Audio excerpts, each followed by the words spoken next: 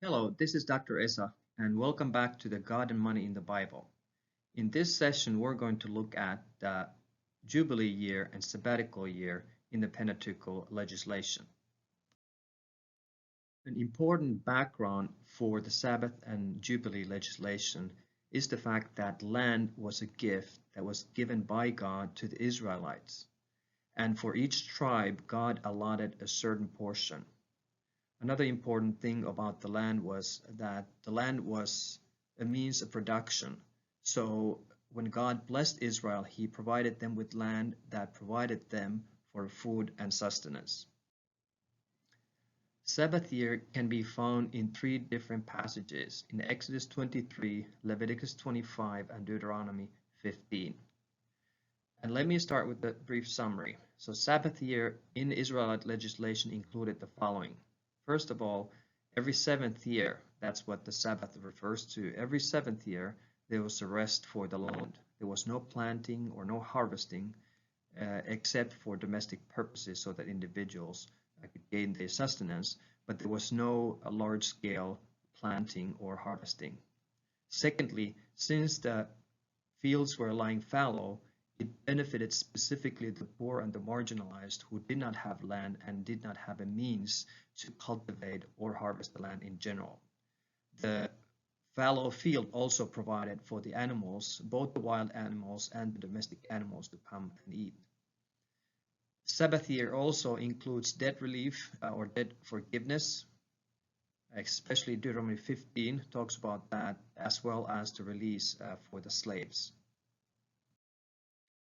There are no exact parallels to the Israelite sabbatical year in the surrounding ancient Near Eastern cultures.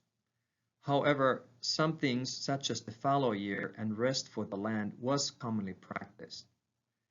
However, these surrounding societies did not regulate the fallow year as a divine mandate. Rather, it was a means to ensure the productivity of the land to keep it fallow. Overall, Israelite sabbatical year of the land is unparalleled in the ancient Near East, even though some aspects of the sabbatical year are found in the surrounding nations. So let's look at the covenant code in Exodus 23:10-11. You shall sow your land for 6 years and gather in its yield, but on the seventh year you shall let it rest and lie fallow, so that the needy of your people may eat, and whatever they leave the beast of the field may eat. You are to do the same with your vineyard and your olive grove. So the land was supposed to rest every seventh year, and the purpose for that was the provision for the poor, that the needy of your people may eat. So the regular agricultural work was supposed to cease. But at the same time, the poor became the owners of the agricultural product as they had free access to all the fields and all that the fields spontaneously produced. The other beneficiary of the Sabbath year was the animals. And the animals that benefited from the sabbatical year were not primarily the domestic animals, but actually the wild animals of the field. It is well known that the continuous cultivation of land leads to serious of its nutrients and the loss of productivity. And as a result of leaving the land lie fallow every seventh year ensures the productivity of the land in the coming years. What is less sure is exactly how the sabbatical year was celebrated. Was it a national proclamation that ensured that every field is being let lie fallow, or was it perhaps practiced field by field so that not every field was given a sabbatical at the same time? Leviticus 25:18-22 continues and extends the sabbatical year legislation from the Exodus 21. You shall thus observe my statutes and keep my judgments so as to carry them out, that you may live securely on the land. Then the land will yield its produce so that you can eat your fill and live securely on it. But if you say, what are we going to eat on the seventh year if we do not sow or gather in our crops? Then I will so order my blessing for you in the 6th year, that it will bring forth the crop for 3 years.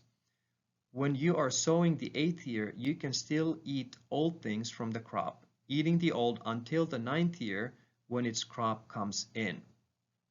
So what God actually promised the Israelites was promise of blessing. God promised them security in the land, something that every Israelite and even everybody today would obviously hope for is security. They would be naturally asking questions. What are we going to eat on the 7th year if we do not sow or gather in our crops? In other words, God is asking Israelites to live by faith on the 7th year and beyond that. However, that would be a natural question for the Israelite to ask, what shall we eat? Let's look at this 7-year agricultural cycle in the Israelite life. So on the 6th year, God promised to give them an abundant super harvest that would not only last for the 7th year, but for the 3 consecutive years. Remember, on the 7th year, the year of the sabbatical year, there was no sowing or reaping. They were supposed to only trust in Lord's provision and all that blessing that was come on the 6th year and carry over to the 7th year. However, think about the 8th year. On the 8th year, Israelites were allowed to sow, but there was no reaping because on the 7th year, there was no sowing. The only reaping that they could do is perhaps that natural growth that spontaneously came on the 7th year. However, it was really the Lord's abundant provision on the 6th year that carried over to the 8th year and all the way to the 9th year. On the 8th year, Israelites were also allowed to sow, but that sowing would not come about as a fruit until the 9th year. So it was not until the 9th year until the regular reaping and sowing cycle would continue. In other words, within the 7-year agricultural cycle, there were 4 years of regular agricultural practice. But on the 7th year and the subsequent at least 1 to 2 years, Israelites were supposed to live by faith until the regular harvest would continue. The legislation about sabbatical year in Exodus and Leviticus was God's means to teach Israelites to trust in Him and in Him alone for their provision. In addition to that, it was a means to take care of the poor, provide for them, and also take care of the land and the animals. However, we have another extension of the sabbatical year that we find in Deuteronomy chapter 15, verses 1 to 11. At the end of every 7 years, you shall grant a remission of debts. This is the manner of remission. Every creditor shall release what he has loaned to his neighbor. He shall not exact it of his neighbor and his brother, because the Lord's remission has been proclaimed. From a foreigner you may exact it, but you shall release whatever of yours is with your brother. However, there will be no poor among you, since the Lord will surely bless you in the land which the Lord your God is giving you as an inheritance to possess. If only you listen obediently to the voice of the Lord your God, to observe carefully all his commandment which I am commanding you today. For the Lord your God will bless you as he has promised you, and you will lend to many nations, but you will not borrow, and you will rule over many nations, but they will not rule over you. If there is any poor man with you, one of your brothers, if any of your towns in your land which the Lord your God is giving you, you shall not harden your heart, nor close your hand from your poor brother, but you shall freely open your hand to him, and shall generously lend him sufficient for his need in whatever he lacks. Beware that there is no base thought in your heart, saying, the 7th year, the year of remission is near, and your eye is hostile toward your poor brother, and you give him nothing. Then he may cry to the Lord against you, and it will be a sin in you. You shall generously give to him, and your heart shall not be grieved when you give him. Because for this thing the Lord your God will bless you in all your work and in all your undertakings. For the poor will never cease to be in the land. Therefore I command you, saying, you shall freely open your hand to your brother, to your needy and poor in your land. There are also partial parallels to the Israelite debt release practice in the ancient Near Eastern parallels. For example, when a new king ascended on the throne, sometimes he would grant the release of debt and also freedom to some slaves as a way to portray him as a benevolent ruler of the people. Deuteronomy 15, as was mentioned, extends the legislation from Exodus 21 and Leviticus 25. And one of the extensions is that every 7th year in Israel there was a remission of debts. What makes this passage interesting is that there's no mention of sabbatical year in a form of rest for the land. Why is that? That may be because the earlier terminology and earlier legislation is presupposed, as we can see from some of the common terminology that is shared between Exodus and Deuteronomy and Leviticus. Particularly the Hebrew terminology of Shemitah, or release, ties these passages together. So Exodus 23 and Leviticus 25 are taken for granted and extended here in Deuteronomy 15. So what kind of debt remission are we talking about here? The debt remission is extended to all the fellow Israelites. However, it does not include the foreigners that are living in their midst. Another question is whether this debt remission only was a suspension of debt payments. In other words, if for the 7th year the debts were cancelled to provide temporary relief from the heavy burden of debt. However, that seems unlikely in light of the ancient Near Eastern parallels where an actual debt release is envisioned. Now, if we think about the land was supposed to lie fallow on the 7th year, in a similar way we can imagine that the money returns to its fallow state on the 7th year, like the land did. This provision of debt release was obviously specifically meant to help the poor. However, this was not an excuse to leave debts unpaid in general. Later rabbis included further legislation to restrict the amount of debts that could be released. Into this legislation, they stated that fines, unpaid wages, and unpaid merchandise, those kind of debts would not be released. However, this is a later rabbinical interpretation of the earlier Deuteronomy 15 legislation. The sabbatical year legislation also presupposes that all debts were paid by the 7th year. In other words, Israelites would pay a debt for 6 years, and by the 7th year they would be done by it. However, if that was not the case, they were to be released.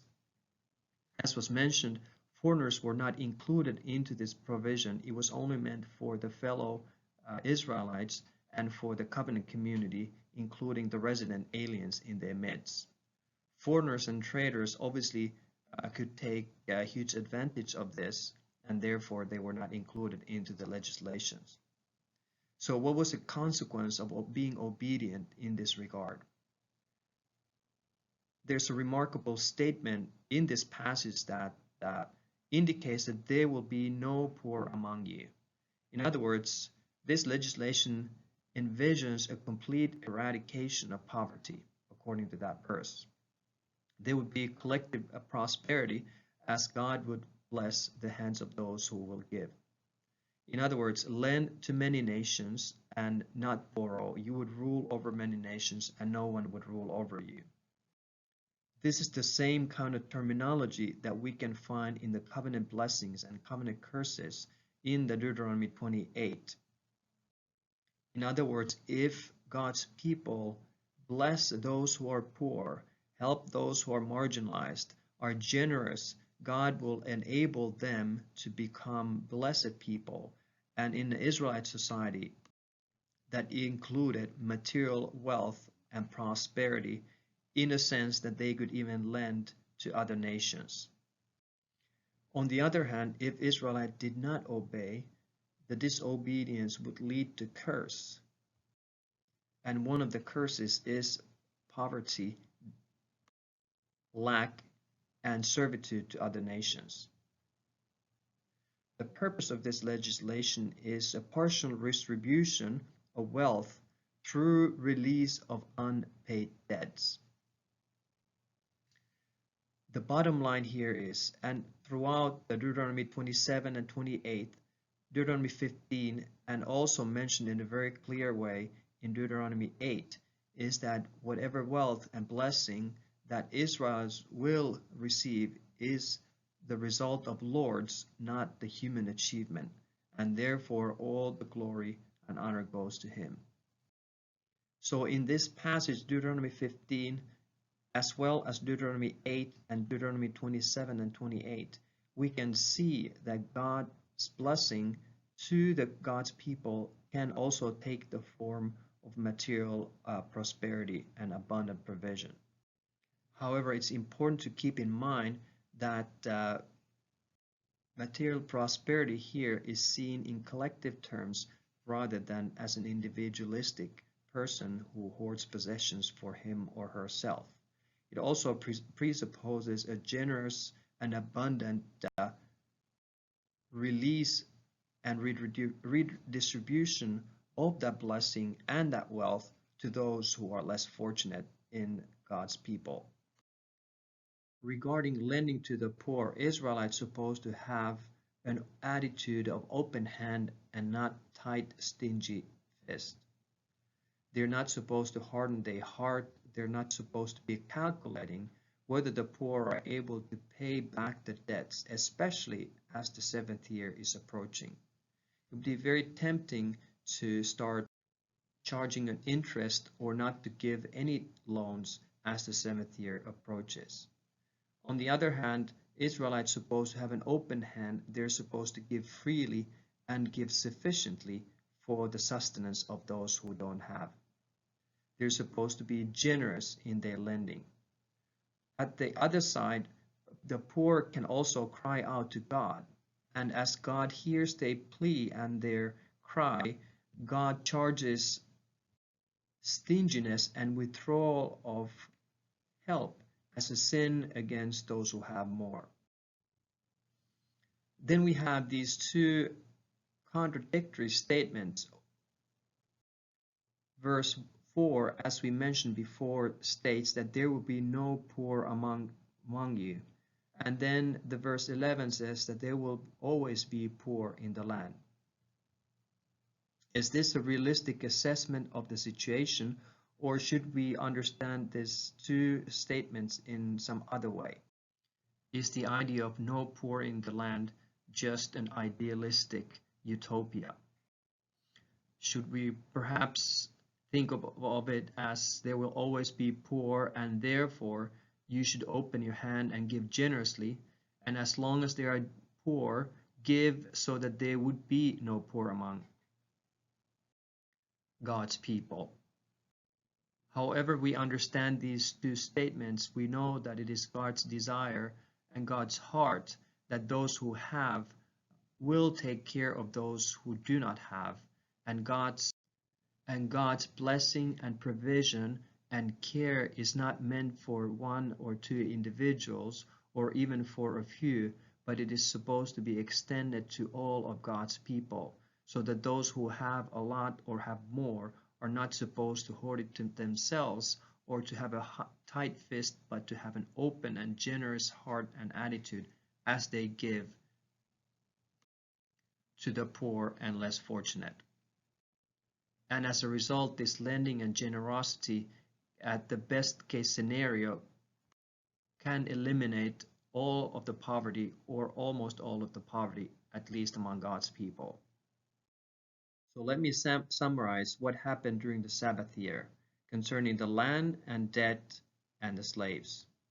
The purpose of the Sabbath year legislation regarding the land was obviously to give rest for the land. This was because the land is the Lord's and belongs to Him. And it also indicated that there is supposed to be a sharing of the produce of the land and to trust in God in every circumstances throughout the 7-year cycle of agricultural. The benefit and the hardship. The beneficiaries of the Sabbath year legislation was the poor, the ones who did not own the land or had a very limited means. Also, the animals were beneficiaries as they were freely able to graze and eat of the land. Similarly, the land was lying fallow and was rejuvenated. There was not supposed to be any harvest, so in that sense, there was a hardship for those who had land and lost their income. On the other hand, God promised His blessing and security for both those who had the land and those who didn't have the land. What about the debts? So every 7th year on the Sabbath year, there was supposed to be a release of debt so that there shall be no poor among you, as Deuteronomy 15 indicates. Again, the beneficiaries were the poor, those who had accumulated debts but had not been able to pay back by the 7th year. Those who had lended money were potentially losing their money had the poor not been able to pay them back by the 7th year, since the debts were released. On the other hand, those who had given loans generously and with open heart, they were promised blessing from God. So at the end, nobody was a loser and nobody was a winner. Regarding slaves, specifically those who had temporarily sold themselves into debt slavery, they were released on the 7th year. And again, Israelites were reminded that they themselves were slaves in Egypt and therefore they are supposed to release their brethren. The beneficiaries again were the poor indebted slaves, and also masters were supposed to give generously to those slaves who were released, and in that sense they were both losers, but at the same time, since God promised to bless them, they were also winners.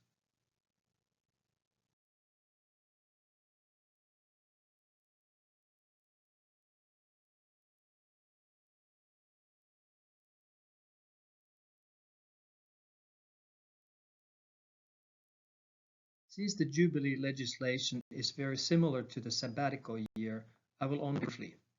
The Jubilee legislation can be found in Leviticus 25, verses 8 onwards. The greatest difference between the Jubilee and sabbatical year legislation concerns the land. But before going into the specifics, let me give some background. As before, land was a security and a means of production for the Israelites and for all ancient peoples. Land for the Israelite was a gift from God. Jubilee year legislation included the following. Every 50th year, or after 7 sabbatical years, there was so-called super sabbatical year, which obviously is the Jubilee year. It was either celebrated on the 49th year or the 50th year. And that is, there's a little bit of differences of opinion exactly what year that would have fallen on. But as in the sabbatical year, the land was to be left fallow. The unique feature about the Jubilee year legislation is that all the land was supposed to be returned to the original owners. And all the Israelites were supposed to return to their ancestral lands.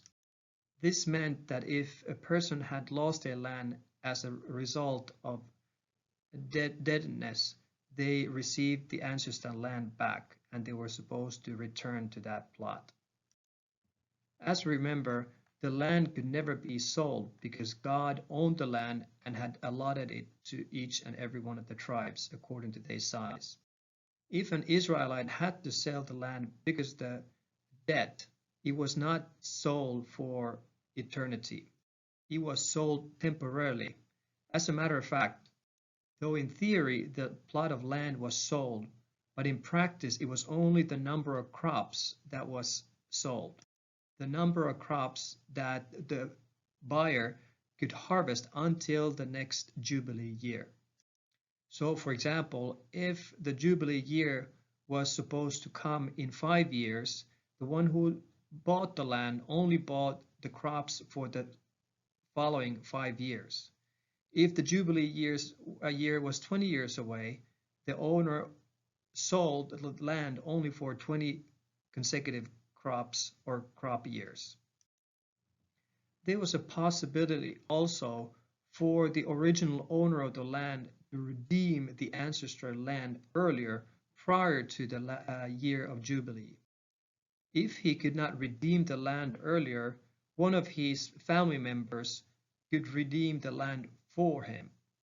This way, in many occasions, the land would revert back to the original owner much earlier than the year of Jubilee. However, in case that was not possible, all the land reverted back to the original owner, at the very least on the Jubilee year.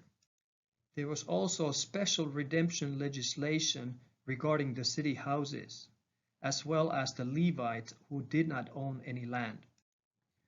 Jubilee year also indicated the release of slaves or the bonded laborers, those Israelites who had to sell themselves, not just their land, as a result of indebtedness. However, as with the land, it was possible for a family member to redeem the bonded laborer earlier than on the 49th or 50th year, on the year of Jubilee. As we discussed before, the slaves were released on the 7th year according to the sabbatical year legislation. However, here we see Jubilee year where the bonded laborers or slaves are released on the 49th year or the year of Jubilee. Were there two different legislations, and if so, why? Or is there just some kind of a confusion or contradiction here? The best explanation, in my opinion, lies in the differences between sabbatical year and Jubilee year slavery legislation. The slaves that were released on the sabbatical year, on the 7th year, are the landless indentured servants. As they had no means to provide for themselves, also the master was supposed to provide them with abundant provision as they started their life on their own after 6 years of servitude. Since they were poor, and also the families were poor, there is no provision for redemption at an earlier time. However, the bonded laborers, according to the Jubilee year, are not released until the 50th year.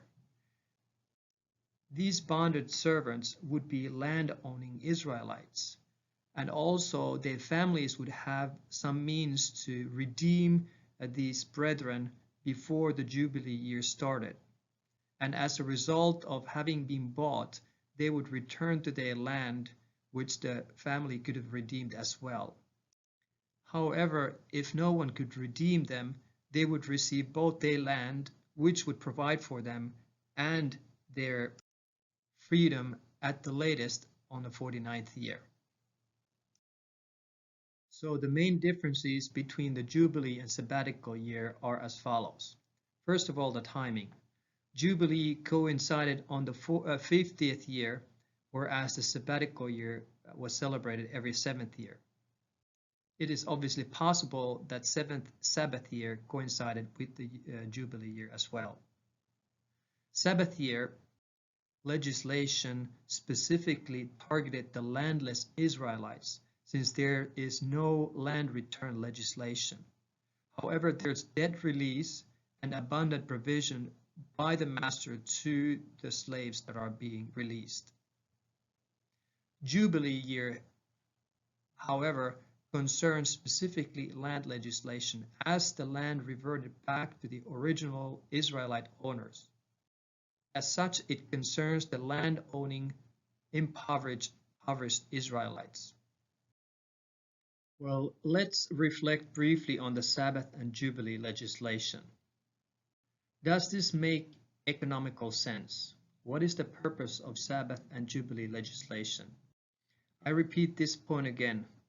According to Israelite history and Mosaic legislation, Yahweh is the one who owns the land. God wants all his people to be blessed, so everyone needs to be able to benefit from the land and its provision, and particularly the poor. This group of poor included both the landless Israelites, the impoverished landowners for whatever reason that they had fallen by the wayside, as well as the aliens or the foreigners who lived in their midst.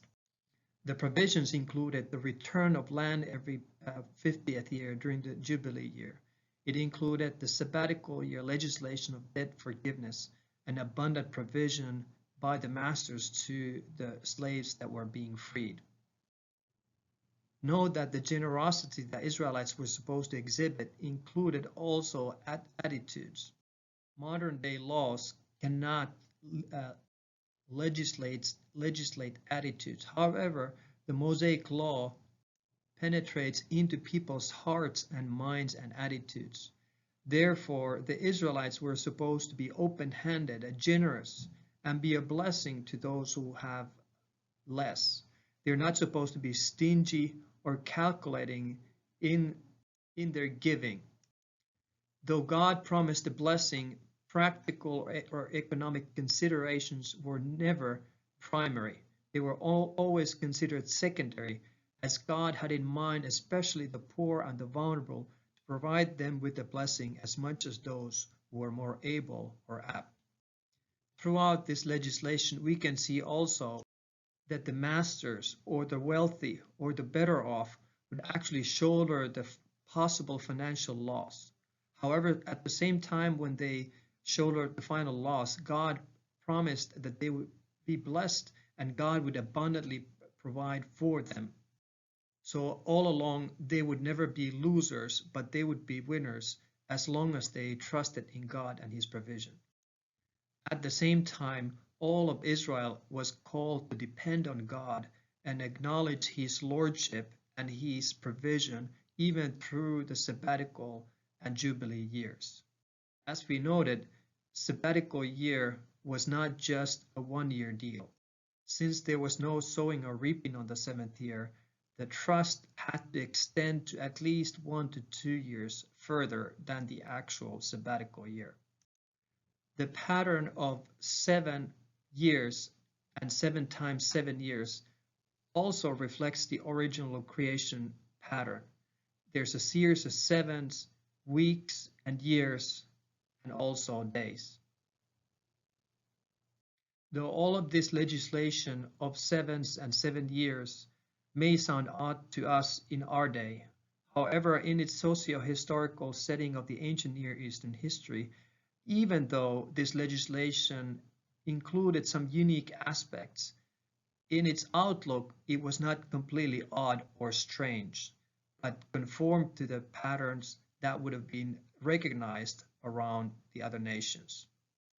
This Mosaic legislation demonstrates God's care, heart for all of God's people, that God wants to give his blessing and life and wholeness, what the Old Testament often calls shalom, or fullness of life. As God gives his blessing, he does not want anybody to be accepted from that. No one is supposed to be taken advantage of, and even those who may not be very skilled or productive can also share in the blessing of all of God's people. Blessing, life, and shalom was never just a privilege of few who could afford it. There was never a criteria to receive God's blessing so that the productivity would take precedent over life and wholeness. All of God's people, the rich and the poor, the vulnerable and the marginalized, and those who had fallen by the wayside, together were supposed to be beneficiaries of God's abundant provision. In this way, God's goodness and life-giving nature joins hands with his justice and righteousness, so that all God's people may worship and thank him for his goodness.